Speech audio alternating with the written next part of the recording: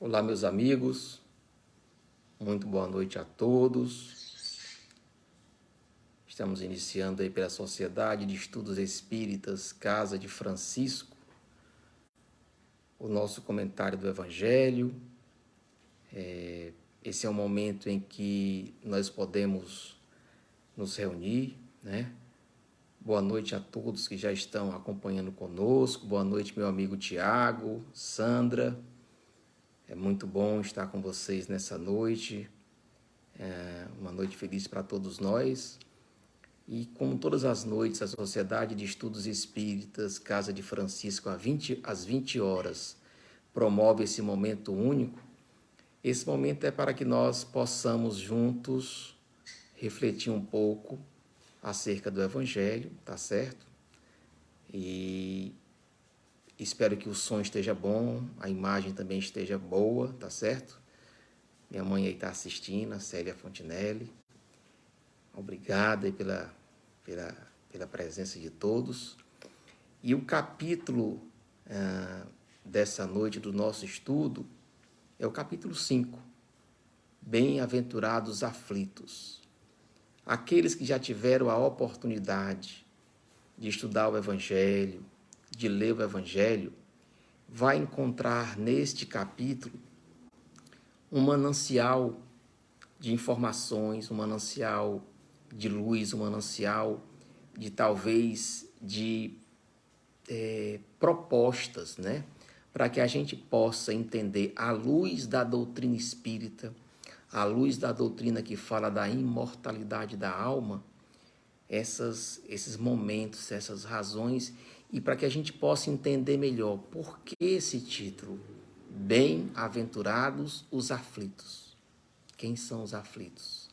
Os aflitos somos todos nós que reencarnamos neste mundo ainda de provas e expiações, ainda que o bem ainda não é a predominância das nossas propostas de vida como um todo, enquanto humanidade. No momento em que o bem for a grande proposta de vida da humanidade, certamente as aflições do mundo irão desaparecer. Dito isso, eu começo falando um pouquinho sobre o início desse capítulo, que fala assim: Bem-aventurados que choram, porque serão consolados. Bem-aventurados que têm fome e sede de justiça, porque serão saciados, né? Bem-aventurados que sofrem a perseguição pela justiça, porque o reino dos céus é para eles. Parece uma coisa distante, mas só parece, porque é uma coisa muito próxima do nosso dia a dia, da nossa realidade, das nossas experiências de vida. Vamos então ao item 5, que é o item do nosso estudo da noite de hoje. O item 5 fala assim: a lei humana, as nossas leis humanas dos mais diversos países que compõem o planeta, alcança certas faltas e as pune. É verdade. O direito civil, o direito criminal, enfim, o direito como um todo está lançado nessa ideia. O condenado pode, pois, dizer-se que suporta a consequência do que fez. Foi condenado. Mas a lei não alcança e não pode alcançar todas as faltas. É uma realidade. A lei não alcança e nem pode alcançar as faltas pequenas, as faltas médias e até mesmo as grandes faltas. Ela atinge mais especialmente aquelas que prejudicam a sociedade como um todo e que muitas vezes são observadas e são punidas. E não aquelas que não prejudicam, senão aqueles que acometem. Determinados delitos, alguns que nós fazemos, prejudicam muito mais a nós mesmos, ao nosso mundo íntimo, à nossa família, do que a sociedade.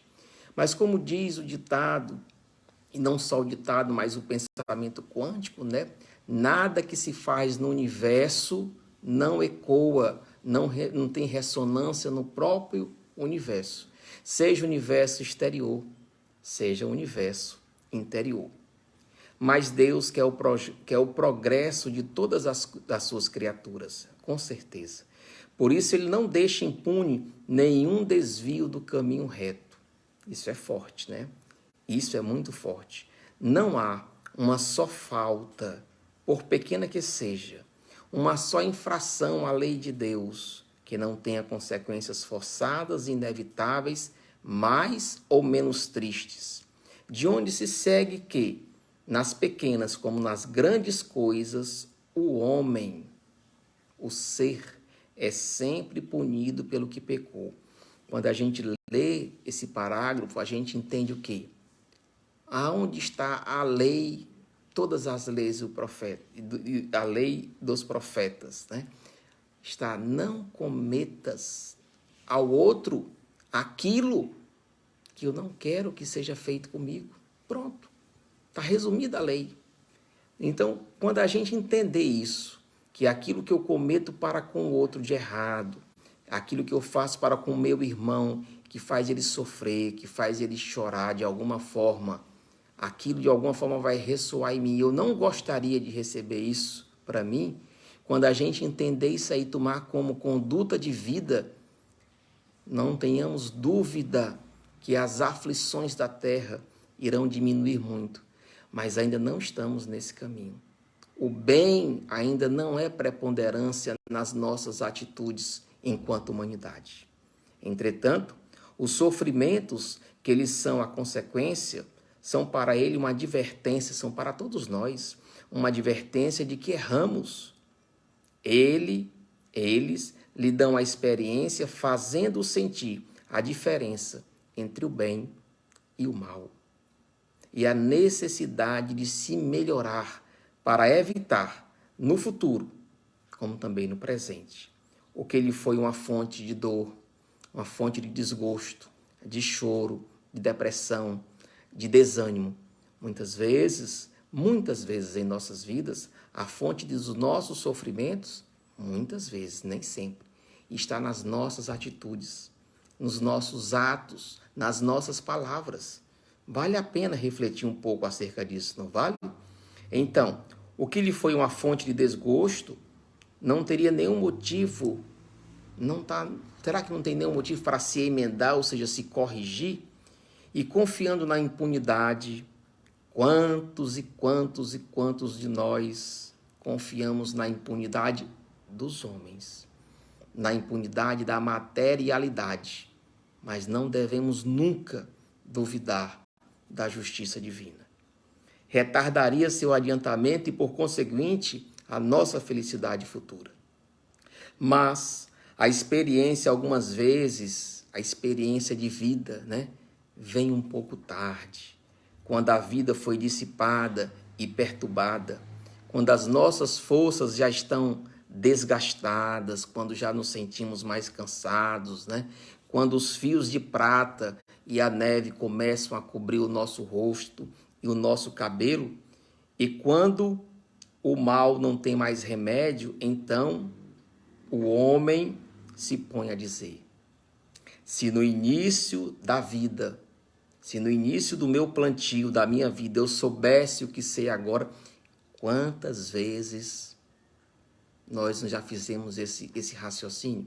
Se no início do meu plantio eu já soubesse o que sei agora, quantas faltas, quantos desatinos, quantas dissensões, quantas discussões, quantas brigas eu teria evitado com a maturidade que eu tenho hoje.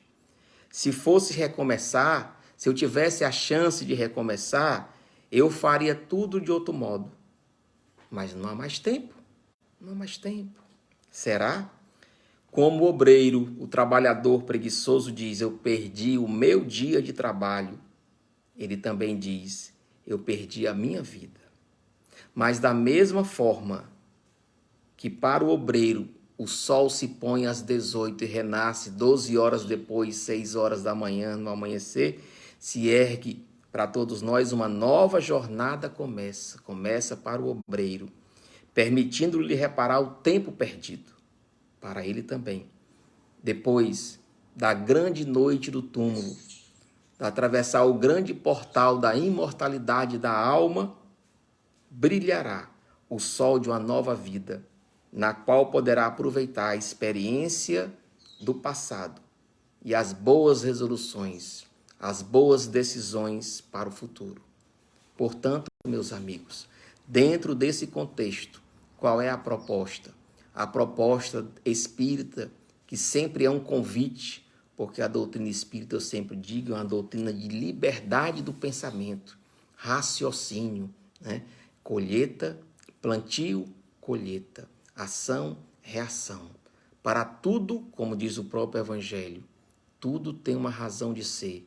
E a Deus nós não podemos enganar, porque Ele nos conhece, Deus nos conhece profundamente. Nós até podemos enganar toda a humanidade, mas não podemos enganar nem a nós mesmos, nem a Deus.